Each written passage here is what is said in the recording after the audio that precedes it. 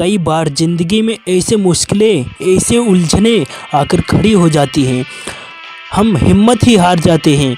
कोई रास्ता ही नहीं दिखाई देता, समझ ही नहीं आता कि हमारी ज़िंदगी में ही इतनी परेशानियाँ, इतनी उलझनें, इतनी तकलीफ़ें क्यों हमें ही आखिर इतना दुख मिलता है।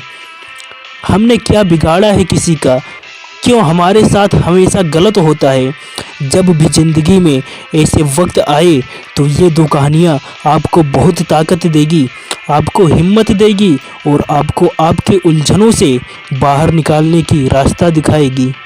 सबसे पहली कहानी, एक व्यक्ति के ज़िंदगी में बहुत सारी परेशानियाँ, उलझनें आती रहती थी और एक दिन तो उसका इतना ज़्यादा खराब हुआ, वो परेशान हो गया और रात के समय वो भगवान से शिकायत करने लगा। वो इंसान बहुत गुस्से में था।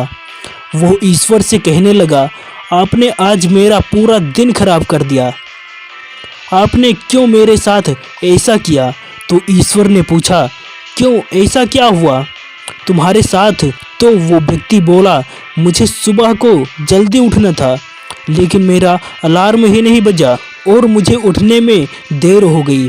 एक तो पहले से ही मुझे देर हो गई थी और जैसे ही मैंने मेरा स्कूटर स्टार्ट किया, मेरा स्कूटर भी खराब हो गया। बहुत मुश्किल से मुझे रिक्शा मिला और देर होने की वजह से मैं अपने ऑफिस में अपना टिफ़िन ले जाना भी भूल गया और जब मैं ऑफिस पहुंचा तो वहां कैंटीन भी बंद था। मुझे कहीं से फ़ोन पर एक बहुत अच्छा ऑफ़र आया लेकिन उसी समय मेरा फ़ोन खराब हो गया, फ़ोन ही बंद हो गया। फिर उस व्यक्ति ने कहा, मैंने सोचा कि घर जाकर एसी चलाकर सो जाऊंगा, थोड़ा सा आराम करूंगा, लेकिन जैसे ही मैं घर पहुंचा तो लाइट ही चली गई। मुझे समझ ही नहीं आ रहा, ये सारी तकलीफ़ें आप मुझे ही क्यों देते हो, आपको कोई और नहीं मिलता क्या। तो ईश्वर ने उसको कहा, तू मेरी बात ध्यान से सुन, आज सारा दिन तुझ पे आफतें और मुश्किलें आनी थी, परेशानियां आनी थी, इसलिए मैं देवदूत को भेजकर तेरा अलार्म बजने ही नहीं दिया और आज तेरा स्कूटर से एक्सीडेंट होने वाला था, इसलिए तेरा स्कूटर बिगाड़ दिया। और जिस कैंटीन की तू बात कर रहा है उसका खाना खराब हो चुका था जो तेरे शरीर को भयानक नुकसान पहुंचा सकता था। और जिस इंसान से तू फ़ोन पर बात कर रहा था वो इंसान एक नंबर का घोटालेबाज था और वो तुझे बहुत बड़ी मुश्किल में फंसा देता, इसीलिए तेरा फ़ोन आने में बंद करा दिया। और आज तेरे घर में करंट से आग लगने वाली थी, इसलिए मैंने तेरी बिजली बंद करवा दी। ईश्वर ने उस व्यक्ति से कहा, मैंने तुझे दुख देने के लिए या तुझे परेशान करने के लिए ये सारी उलझनें नहीं दी, मैंने तुझे बचाने के लिए ये सारी चीज़ें दी हैं। जब भी उस व्यक्ति को यह पता चला कि ये सारी चीज़ें मेरी रक्षा करने के लिए हुई है तो वो ईश्वर से माफ़ी मांगने लगा कि आप मुझे माफ़ कर दो, मैं आपको समझ नहीं पाया। तो ईश्वर ने कहा, माफ़ी मांगने की ज़रूरत नहीं है, लेकिन विश्वास रख, मैं हमेशा तेरे साथ हूँ, मैं हमेशा सबका भला करता हूँ, मैं जो भी करूँगा तेरे भले के लिए ही करूँगा। कई बार हमारी ज़िंदगी में भी ऐसी मुश्किल घड़ियाँ आ जाती हैं, ऐसे हालात आ जाते हैं जो हमें समझ नहीं आता कि हमारे साथ ऐसा क्यों हो रहा है, लेकिन भविष्य में जाकर हमें ये समझ में आता है कि अगर हमारे साथ ये बात नहीं हुई होती तो आज हम बहुत बड़ी मुसीबत में पड़ जाते। दूसरी कहानी, ये कहानी सुमित नामक एक युवक की। सुमित एक शहर में रहता था। बचपन से ही सुमित पढ़ाई में बहुत अच्छा था। यूनिवर्सिटी में भी सुमित पहला अंक प्राप्त किया और सुमित को यूनिवर्सिटी में पढ़ाई करने के कारण एक प्राइवेट कंपनी में अच्छी खासी नौकरी भी मिल गई। परंतु जैसे जैसे समय बीतता गया सुमित का मन हमेशा उदास रहने लगा। सुमित हर समय किसी न किसी दुविधा में फंसा रहता और इसी के बारे में सोचकर वो दिन भर परेशान और बेचैन रहता। सुमित बचपन से ही अपनी दुनिया में रहता था, न तो किसी से ज़्यादा बात करता न ही किसी से मिलता जुलता था, बस अपने काम से काम रखता था। इसी आदत के कारण उसको अपनी समस्या का समाधान नहीं मिला। एक बार सुमित रास्ते में जा रहा था कि उसने रास्ते में लोगों की भीड़ देखी। सुमित ने भीड़ में से किसी से पूछा, ये सभी लोग कहाँ जा रहे हैं? तो एक व्यक्ति ने उसे बताया, शहर से कुछ ही दूरी पर साधु महात्मा आए हैं। ये साधु महात्मा कई सालों में एक बार ही आते हैं और इनके पास हर समस्या का समाधान मिल जाता है। सुमित को तो पहले विश्वास न हुआ, परंतु उसने सोचा एक बार कोशिश करने में कोई बुराई नहीं और अगले ही दिन वो संत से मिलने जा पहुंचा। सुबह सुबह सुमित उनके पास पहुंचा तो देखा वहां तो हजारों लोगों की भीड़ इकट्ठा है।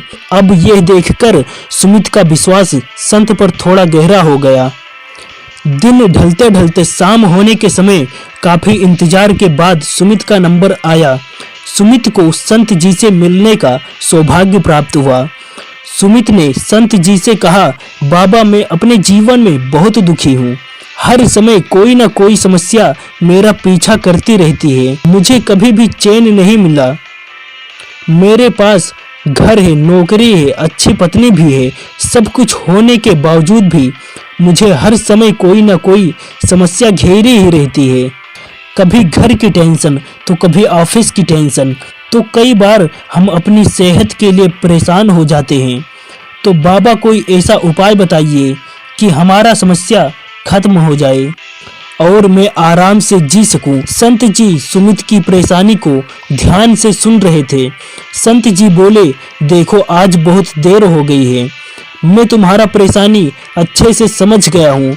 इसका उपाय थोड़ा लंबा है, तुम्हें समझाने में थोड़ा समय लगेगा, इसलिए आज यह बताना तो संभव नहीं होगा। मैं तुम्हें कल ये जरूर बता दूंगा। संत बोले, क्या तुम मेरा एक काम करोगे? सुमित ने सहमति से सिर हिलाया और तैयार हो गया। बाबा ने पास खड़े ऊंटों की ओर इशारा करते हुए कहा, ये 100 ऊंट हैं और इनकी देखभाल करने वाला आज बीमार है, इसलिए वो आज नहीं आ सका। मैं चाहता हूँ तुम आज इनकी देखभाल करो और जब ये 100 के 100 ऊंट बैठ जाए तो तुम भी सो जाना। सुमित ने कहा, ठीक है। बाबा अपनी कुटिया में चले गए और सुबह होते ही बाबा सुमित से मिले और पूछा, क्यों बेटा सोए तो अच्छे से ना रात को? सुमित ने निराशा भरी आवाज में कहा, बाबा सच कहूँ मैं तो एक पल के लिए भी नहीं सो पाया। मैंने बहुत प्रयास किया परंतु सभी के सभी ऊंट एक साथ बैठे ही नहीं। अगर मैं एक को बैठाता तो दूसरा खड़ा हो जाता। इसी तरह हर बार कोई ना कोई ऊंट खड़ा ही मिलता।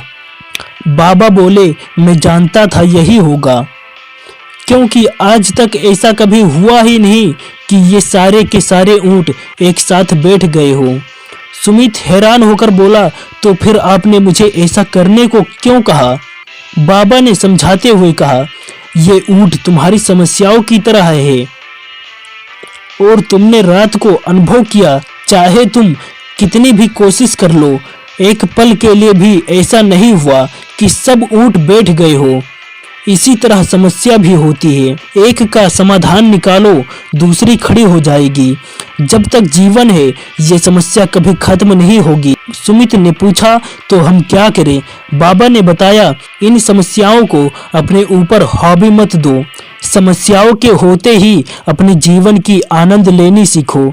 कल रात जैसे तुमने देखा, कई ऊंट तो रात होते होते खुद ही बैठ गए और कई ऊंटों को तुमने प्रयत्न करके बैठा दिया और कुछ ऊंट तो ऐसे थे तुम्हारे प्रयास करने के बाद भी नहीं बैठे।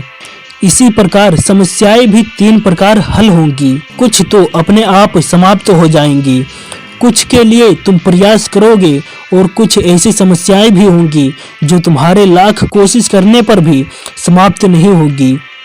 ऐसी समस्याओं को समय पर छोड़ दो। अगर ऐसी सोच ऊंटों की देखभाल करने वाले की होती तो वो कभी भी चैन से नहीं सो पाता। अब समस्याओं की डोर आपके हाथ में है। पहला कर्म करो और सुलझा लो, दूसरा नहीं कुछ कर सकते। अपनी समस्या ईश्वर को दे दो और विश्वास रखो।